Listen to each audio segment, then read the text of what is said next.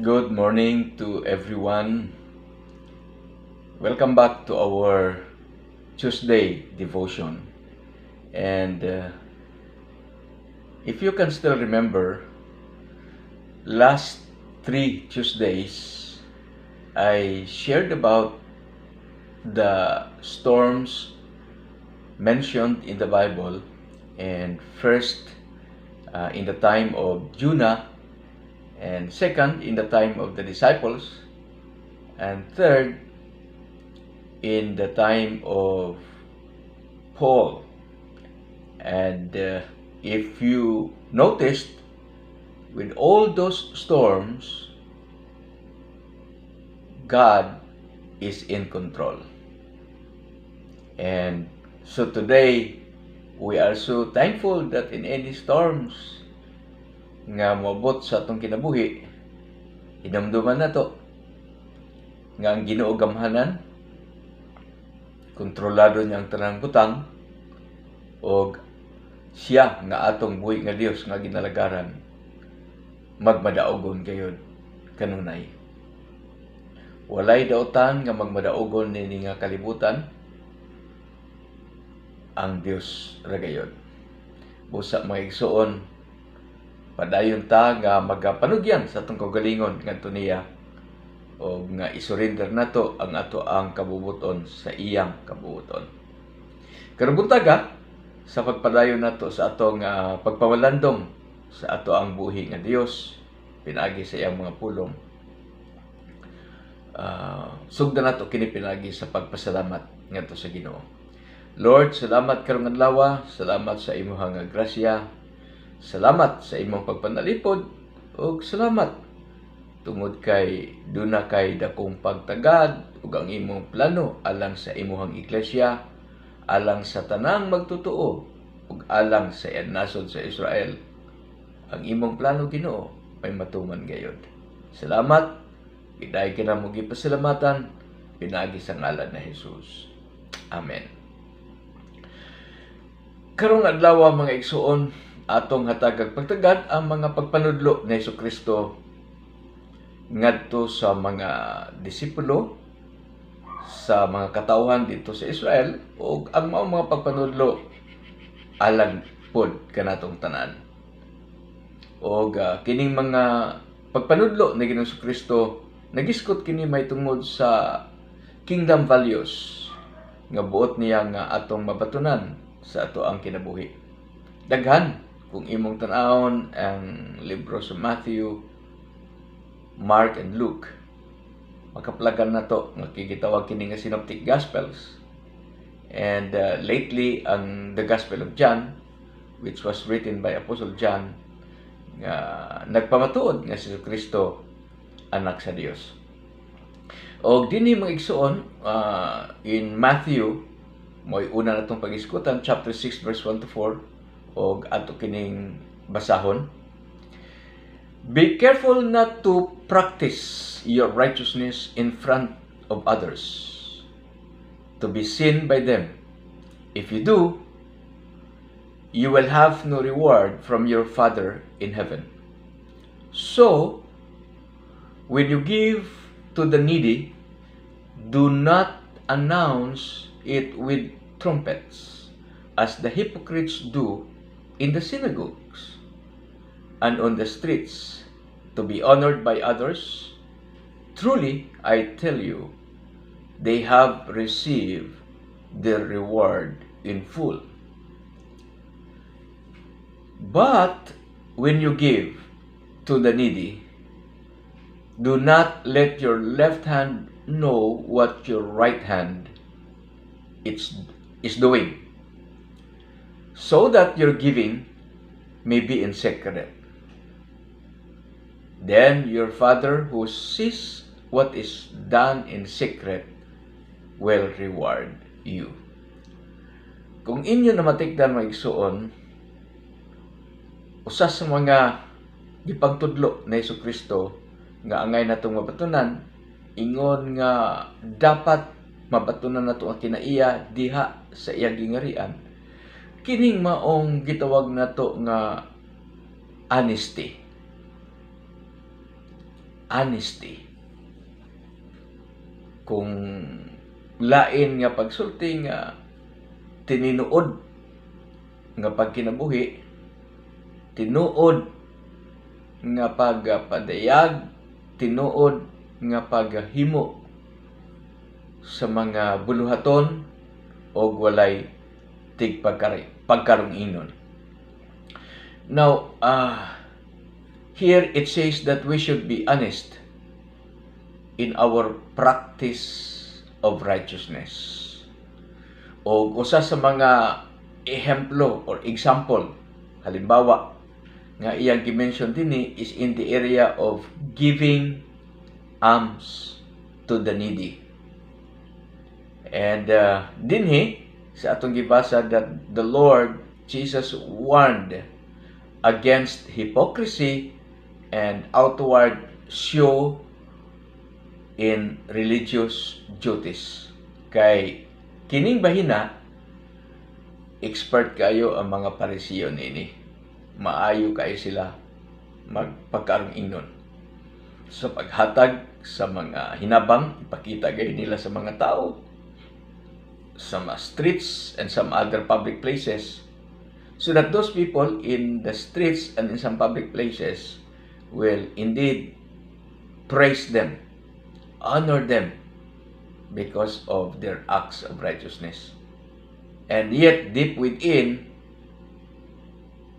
dili tinuod ang ilang pagbati sa paghatag niini. Ang ilang gimo superficial lang, plastic, kumbaga. And that is why dinhi makita nato nga ang unang pulong, the first two words that Jesus mentioned here in the book of Matthew chapter 6 nga itong ibasa, una niyang giingon, be careful. Kinahanglan magbantay ta. Tungod kay, nga naman, tungod kay ingon niya, it is a subtle sin and vain glory creeps into what we do. Kung si atong gihimo, usahay pa, pati na ito kay basig niya, very subtle kayo kini nga maong sala igsuon. And ulahin na lang nato matikdan nga tuan na nagapos na daita. And sometimes we might be deceived with pride to what we are doing. And tungod kay unya basin ang atong paghimo pod, atong gihimo para lang makita og tao, para nga daygon ta sa mga tao sa atong mga maayong binuhatan. Busa sa tubangan sa Dios, dili kay kini maayog suon tungod kay nakabalo siya whether you are doing it honestly or you're doing it by hypocrisy. And that is why the Bible tells us that God cannot be mocked because He knows everything, whether you are honest or not. And here, if whatever you are doing to other people in the area of giving, extending money or extending help whatsoever, and dili nato hatagan og garbo kini, we should not boast about it. And God who sees us, siya ninibalo, and that He Himself will reward us according to what He has done. Although the Bible tells us that in the last days, in the judgment seat of Christ, will be judged according to our works, and that will receive a reward. According to it.